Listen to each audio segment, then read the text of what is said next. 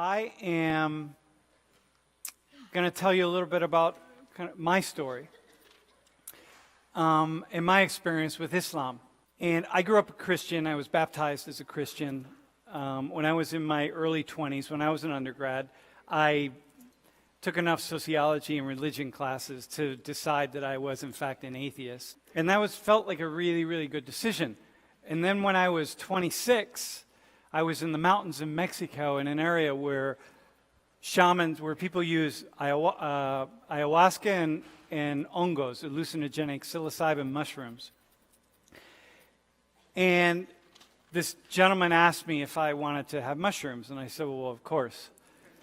And so I did, and that was the moment that I actually experienced God.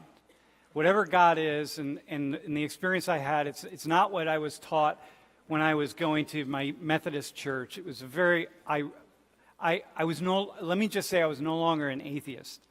But I didn't know what it meant. You know, what I experienced was not what so many people, believers of God around me, thought. Like, my thoughts were still very, very different, but I saw something that was really magical about the world. So I continued on with my life and didn't adopt any particular religion at all. Didn't feel inclined to.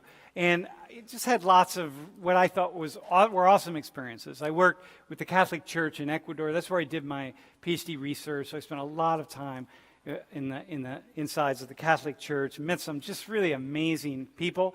And then I took a trip to Israel. And I stayed with the family of a former student of mine. I went with him, and they were Orthodox, living in Jerusalem, very Orthodox. So I had the whole Orthodox experience for 2 separate weekends, living with this Orthodox family.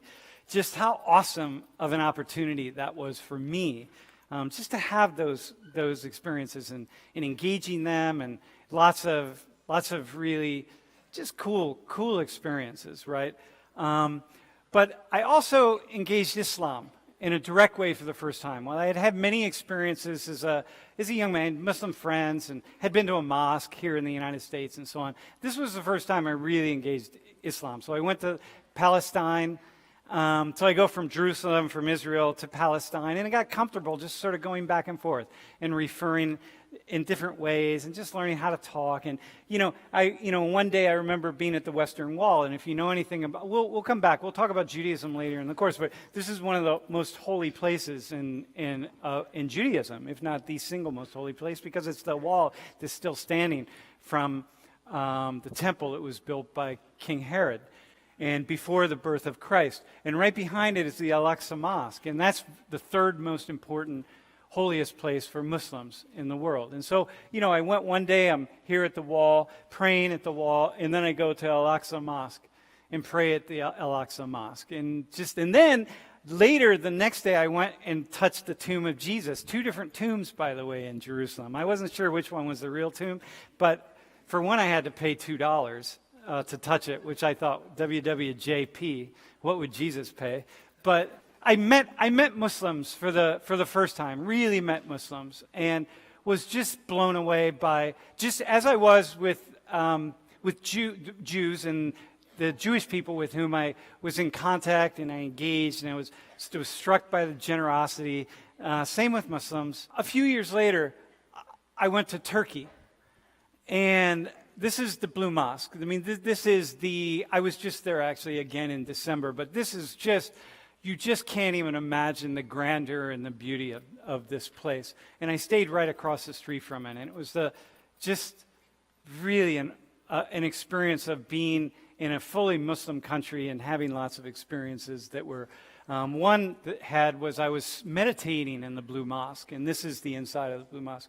And I didn't realize that people were lining up behind me, and you line up standing next to each other. Maybe later in the semester we'll do it. We'll talk about it. But so then I was deep in meditation, and I felt somebody tap me on the shoulder, and this person said, "Hey, line up." And so I couldn't leave at that point because I was surrounded by people who were preparing for the midday prayer, and so I just said, okay. And so I stood next to them and I said, here I go. I'm going to pray as Muslims pray. And I have no idea what I'm doing, but I'm going to just follow what everybody else is doing, and I'm going to do it. And it was just an awesome experience. And when I got finished, I felt that was really cool. And so I went that evening, or the next morning, I met a gentleman. Or no, that evening I went to seek out Sufis, and Sufism is like a spiritual, very highly spiritual, ethereal sort of way of seeing Islam. And Sufis they're the ones that do the whirling dervishes, right? They pray, and sometimes you see them, and one hand is pointed down toward the earth and the other toward God, and they wear a big cap that represents their own tombstone. And the goal of Sufis is to destroy the ego, which is the goal of all religions. And then they twirl really fast, and they go into a trance-like state. But it turns out I knew it was sort of a theatrical thing. So I met this old man on the street, and he turned out he was a religious scholar. And I told him I was on a quest to meet real Sufis. And he said, meet me here tonight at 5 o'clock, and I'll take you there. And so at 5 o'clock, I jumped in a cab with this man, and we sped through the streets of Istanbul, and we got to Old Town, Istanbul, and we get out, and we go into this house, and I go up these steps in this really old building, and basically I'm walking in a circle like this, because it's just these circular steps, and I walk, and I walk, and I walk, and we get to the top, and there's a door, and he knocks on the door, and we walk in, and there's a gentleman sitting right directly in front of us, and he's introduced me. And now this gentleman didn't speak English, and I didn't speak either Turkish or Arabic. So I sat down in front of him. Now he's sitting there, and I'm sitting here, and we can't talk to each other, but we're sharing energy. And this man is just powerful. And I'm feeling all the love and the connection, and I'm sending love and connection. And we had this just awesome experience of connection. It lasted about an hour, and it turns out that we spent most of that hour just giggling because we were connected as two souls. And so he says, repeat after me. And the old guy who spoke some English said, hey, he wants you to repeat after him. I didn't know what he's saying, but I knew that's what he was saying. So I did, and now he switches to Arabic. And I say what he tells me to say, and then we said it again. And basically what I said was, there is no God but Allah, and Muhammad is his messenger. And that's what you have to say to become a Muslim, fundamentally. And I said, and so when he finished, he said, okay. And he gave me the name Suleiman, and that's my Muslim name. And he said, now you are a Muslim. And I said, awesome, I'm a Muslim. I'm a Christian, I'm a Muslim, I'm a Buddhist. I spent time in a Buddhist monastery. I'm an atheist, but now I get to be a Muslim. So that was awesome. He tells me that I have to give up any belief I have in evolution, which meant, okay, I'm not really a Muslim because I can't give that up. But nonetheless, it was good. The next night I come back, by the way, so here's his photo. This is him. The next night I come back and they share a dinner with me with all of his team. We had a sema. And that's a ceremony for Sufis. And the most magical experience of life, it's just the love and the connection. You just can't even hardly imagine it. So, since that time, I've had many opportunities to connect with Islam all around the world. I've traveled to, I think, 6 or 7 primarily Islamic countries. A couple of them, I was in Qatar 10 times, I think, in the Emirates 3 times. I've been in Turkey a few times.